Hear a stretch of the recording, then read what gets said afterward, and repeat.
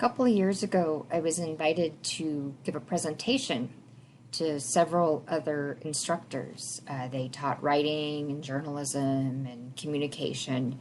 And my topic was creativity in the classroom, creativity in writing.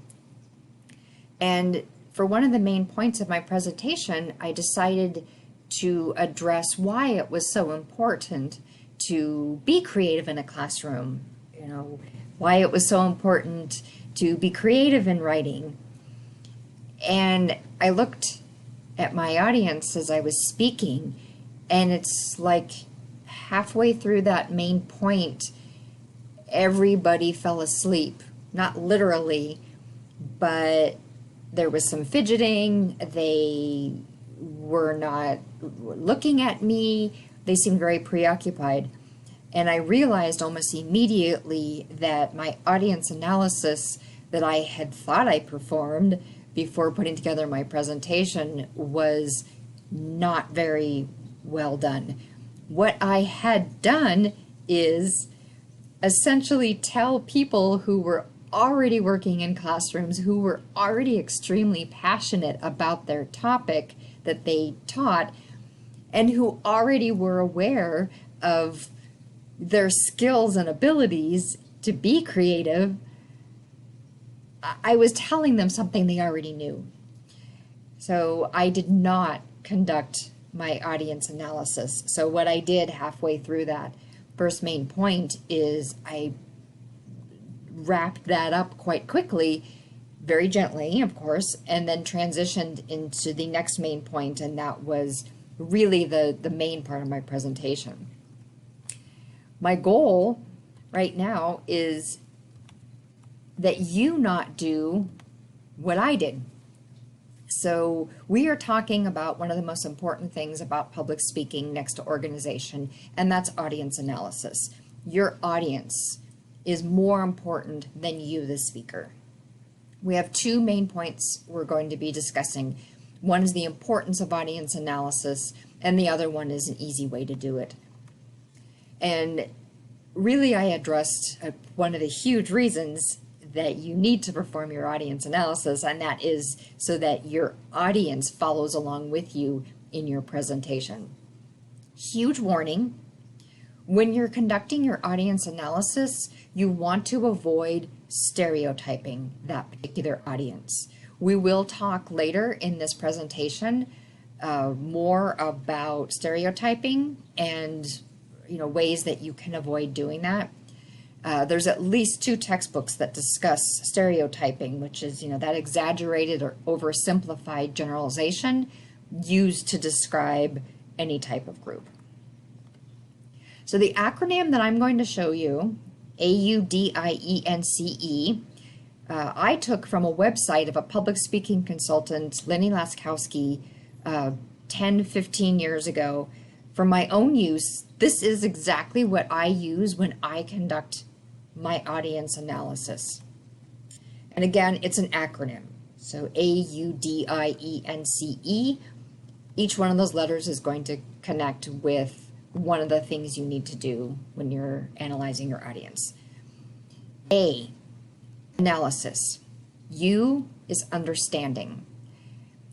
The A, analysis, the who are they, the how many, is the very first question really that you should ask yourself when somebody, for example, says, will you give a presentation? Hey, you're giving a presentation. Your first question should be, okay, who? Who are these people?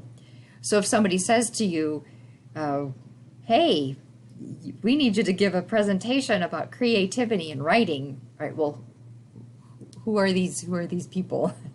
How many are going to be there? I once was asked to give a presentation, and I assumed that it was a classroom of maybe 25 students, or 25 attendees, I should say, to this event. And it turned out to be a theater, like the kind where you go and watch a play or a musical of 200 people. I did not, in that instance as well, do my audience analysis. U for understanding is how much does your audience already know about this subject? on that first or second day of class, you completed a class information form. That is one of the ways I perform an audience analysis. How much information do you already have about this particular topic? If you are going to be delivering a presentation about anime and you have an audience that is super into anime, then you don't necessarily need to even maybe hit like the history of anime. You may be able to dig a little deeper into the topic, something obscure. Maybe one whole main point is just engaging with the audience and finding out their favorite things about anime. If your audience knows very little about it, then you need to maybe define what that is, something that the audience will recognize that's already mainstream about anime. Again, understanding is how much knowledge your audience has already of that subject. Demographics is the D. Interest is the I. Demographics is that part of audience analysis to which I already referenced, where it is very easy for us to slip into stereotyping. Demographics is age, gender identity, education level. If somebody says your audience is a group of 75-year-olds, and you say, well, 75-year-olds don't know anything about my topic, my topic is computers, so I need to really make this super simple. That's not necessarily the case, right? Nor if you were looking at an audience and you realize, oh, this is all, a group of 19-year-olds, and they must all be super into technology and they know how to do everything, they sleep and breathe all of this. Well, that's also not true as well, right? That's just making stereotypes about a group. So demographics, though, it's still important that you're conducting your audience analysis. You don't want to talk about, retirement necessarily to a group of 10-year-olds and why it's so important for them to invest so they have that money in 65 years or something. Interest. Why is your audience there? Who asked them to be there? If you're giving a presentation and you know that it's your classmates or the people in your work group at work, if it's a mandatory meeting, then that's thinking about why they're there and they have to be there. That's going to affect maybe what you discuss, even your words and language, maybe even your mood. So the energy you project. If your audience is there because they heard you're a really amazing speaker and they want to show up to get more information on whatever you're going to say, and they selected to be there. Maybe they even paid to hear you speak, or they paid to go to that event. That's also really important. The E and the N in our AUDIENCE. Environment is E. Needs is N. Environment is literally where you are standing and can your audience see and hear you. Now, in a virtual environment, it's just as important as if you are in a classroom, if you are in a workplace. And matter of fact, it may be even more important in a virtual environment because you have to have even more of a backup plan if your audience ends up not being able to see you or not being able to hear you through the particular channel you have chosen to deliver that presentation, or that particular channel that has been assigned to you to deliver that presentation. So how else are you going to make your main points understood? How are you going to find shared meaning? So there is a little bit more work that's involved when you're doing something virtually, but at the same time, you may not necessarily have to worry as much about the environment in that, do you have to be like in a ball gown for this? For this particular presentation, I will go back and I will listen to the audio to make sure that you are able to hear me. I also get fully dressed for my presentations, even when I'm doing them virtually, because if something does go wrong and I have to stand for whatever reason, I don't know, can't really see that. I think I'd have to stand on a chair.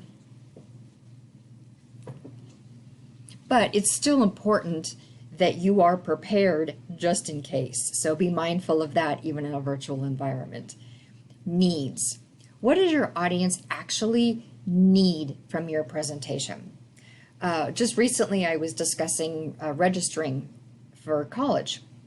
You know, what are the particular steps somebody would have to take to enroll in a class at a college? So if I show up someplace and I'm going to talk about how to register, or, you know, I'm having a virtual session, it's like, this is how you register. Well, then what does that particular audience actually need? When I do my audience analysis and I find out that every single one of those people in the audience are in high school, then I may have to go back to the very beginning of this is how you would even apply to the college to get in. Or if I find out that everybody there has already applied and been accepted, and now I have to talk about this is how you register, that's the needs I have to address. Their needs may not be, I'm going to tell you the history of how to register or the history of college registration. You know, this is what they used to do in 1940. No, those are not the needs of your audience. Customized. When I interact and when I engage and when I'm with students or when I'm with coworkers and I have done my audience analysis and I know their needs, sometimes I have to customize those. So if the needs are, this is how you register for a class, or the needs are, this is how you use a particular communication platform, a particular learning management system. And then I discover as I'm talking that the audience doesn't even know how to log on to a computer. Or I find out that that the audience hasn't ever registered for anything, anywhere, at any time, and may not even understand what that means when you register. That's customized. The E for expectations, we're almost to the end of the acronym. So what are they expecting to hear from you? What are they expecting to learn from you? Very often in a presentation like a demonstration or an instruction, it's if you tell your audience in your introduction and you set up your thesis statement that you are going to show your audience how to bake chocolate chip cookies, well then you better show us how to bake chocolate chip cookies, and if we're in person, you better show up with those cookies. You know, if you're saying my presentation is about baking chocolate chip cookies and then you give us the history of the chocolate chip, our expectations have been destroyed. So you as the presenter, you have to know that. And one of the things to do in this particular step is put yourself into the position of the audience. So as you're conducting your audience analysis, if you were in that audience and somebody said, we're going to bake chocolate chip cookies and I'm going to show you how, then what would you be expecting? We made it all the way through the acronym. The A, the U, the D, the I, the E, the N, the C, the E. And again, this is exactly what I do when I conduct my audience analysis. I am incredibly aware of the needs of the audience. I do my analysis to make sure that they, as the number one priority in any type of public speaking experience, they're the ones for whom you're speaking. It's not about you. It is about that audience. And another way to look at this, right, is that if you were delivering a presentation about, I don't know, hiking, imagine what it would be like to talk to 5-year-olds and then maybe you're talking to people from out of town who have never even hiked in this particular area. So think about how you would be constructing that presentation differently for a bunch of 5-year-olds and in a way that you may not for a group of people who are visiting this area for the very first time, and what they would need to know compared to the group of 5-year-olds. So we talked about the importance of audience analysis and the easy way to do it. And then you might have just noted I kind of moved back to the importance of audience analysis. So we talked about the importance of audience analysis, the easy way to do it, and the importance of audience analysis. So my hope and expectation is that this makes it more obvious and clearer about why it's so important to create your presentation for your audience and not for you. Thank you.